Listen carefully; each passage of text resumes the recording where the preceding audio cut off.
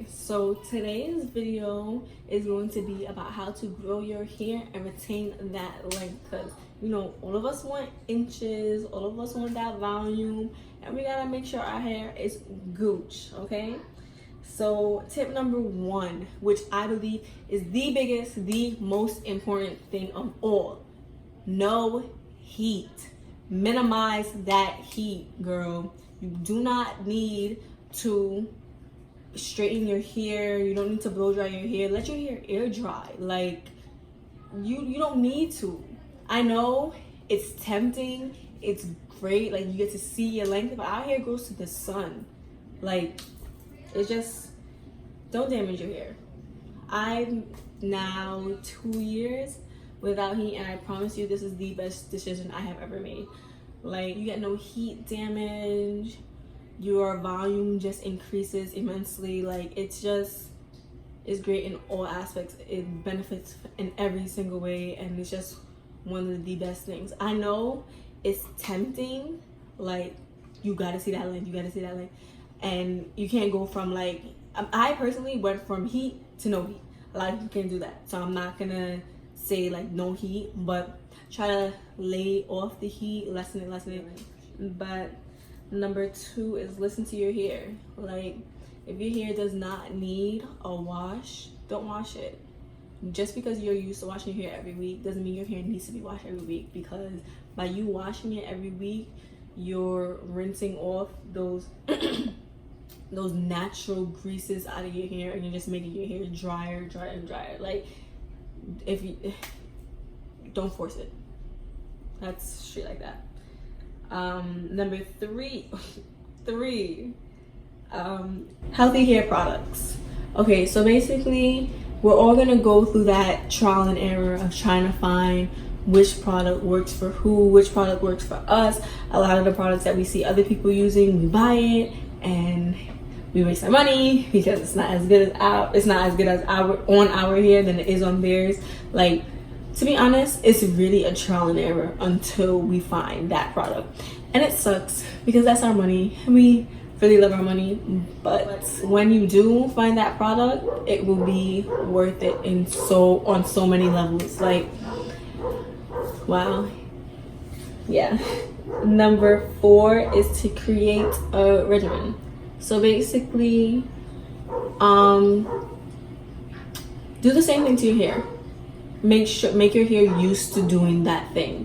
So for me, I do a hair mask every month, also with my hot oil treatment, and I shampoo and condition my hair every about 2 weeks, or I do everything like in between my wigs, in between my protective styles and stuff like that. Like, get your hair used to the products that you're using. Once your hair gets used to it, it will be so much better. And once your hair is used to the process of it as you use those products, I guess, then you would feel the difference in your hair, instead of just, oh, I'm gonna wash my hair this week and then wait for a month to wash it, and then wait for 2 more months to get a treatment, and then keep it consistent. The 5th one is to moisturize your hair. This is a very important tip. You do not want dry hair. Dry hair leads to brittleness, which leads to breakage, which leads to chop. Like, you don't want to cut your hair. You're trying to retain that length. You want that length. So keep that length. You gotta moisturize your hair. You gotta take care of your hair. You gotta make sure that it's not dry, that it's good. Protective styles and anything to not manipulate your hair on a daily basis. Okay, so anything could be a protective style. Yeah. Well, not anything that does not pull on your hair could be a protective style. For example, these are dreads. I did them myself, thanks. This could be a protective style, but if it's like tugging on your hair, like if somebody did it and it's like really tight and pulling, that's not a protective style. Because yeah, it's gonna feel tight in the beginning, but if it's there and it's like, if it's doing more damage than protecting, would you really consider that as a protective style? No. But anything as small as a bun, like a bun that where your ends are just tucked away, that's a protective style. A little couple ASAP Rocky braids, that's a protective style. 2 braids just like that, protective style. Anything can be a protective style as long as you're not touching your hair, putting your hands in your hair, combing out your hair every single day. That's a protective style. Like, you could get away with a lot. You could. Shampoo and conditioning. So basically, the way to properly shampoo is starting at your roots, right? But you only want to shampoo your roots. You shampoo your roots, and then when you're washing out your hair, you let the shampoo wash down your hair. So the shampoo gets every strand of hair and still takes off the dirt. Shampoo dries out your hair. So you don't really want to shampoo your whole entire head. You don't want to shampoo the point where your ends are already your most your oldest part of your hair, I guess. So it's already delicate, I should say. It's already delicate, so you don't want to make it even more dry than it already is. So you shampoo from your roots, wash it down, and that's good. Now with conditioner is opposite. With conditioner, you start with your roots and you make your way up. You want to focus on your roots with the conditioner because you want to make sure that the moisture gets into your ends, because your ends die first because it's the longest, it's the oldest. Never detangle dry. When you're detangling your hair, always make sure that your hair is wet. When you're detangling your hair, make sure to start from the ends of your hair. Make like comb going up or whatever. Don't pull, don't tug, don't do nothing. Be careful. And yeah.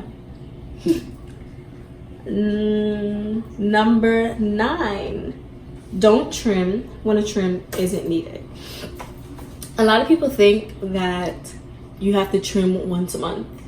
You have to trim two times, two months, skip 2 months, skip, I don't know, 6 times a year, okay? But to be honest, you really don't. If you do not have split ends, if you do not have single strand knots, if you do not have bleached ends that look horrible, heat damage, anything of that sort, if your hair is good, your hair is good. You don't need to trim it. There's a lot of people think because their hair is dry at the ends that they're just gonna trim it. If you don't need to, moisturize your ends. That was a tip. Moisturize. Like, that's all you have to do. Moisturize your ends. You're gonna feel so much better. You don't need to trim your hair. You're not retaining your length that way. And a lot of people have that confusion, and that's why a lot of people's hair stays short. That's how my hair used to stay short, because I used to make my mom not used to, but my mom used to be in charge of my hair. And she used to think, oh, trim makes your hair grow. Trim makes your hair grow, which is a fact. It does make your hair grow, but if you don't need to, don't do it. And my last tip is to wrap your hair. Make sure you protect your hair. Like, you're sleeping, you're moving around. I'm a crazy sleeper. Like, you need to protect your hair. If you don't have a silk pillowcase, you want to use a silk head tie. I have both, so that's even better, because sometimes your head tie full of your head, and it's just to have the benefit of the doubt. But you want to use a silk because it helps reduce friction in hair, which can cause damaging.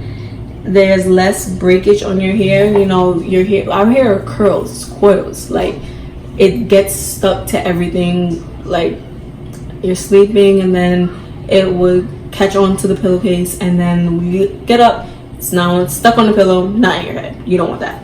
And it also helps to maintain its moisture. It's protecting. You need it. Do your best. And that's it. Now, if you follow these tips, I promise you, your hair will grow. Your hair will grow, and it will get long at that.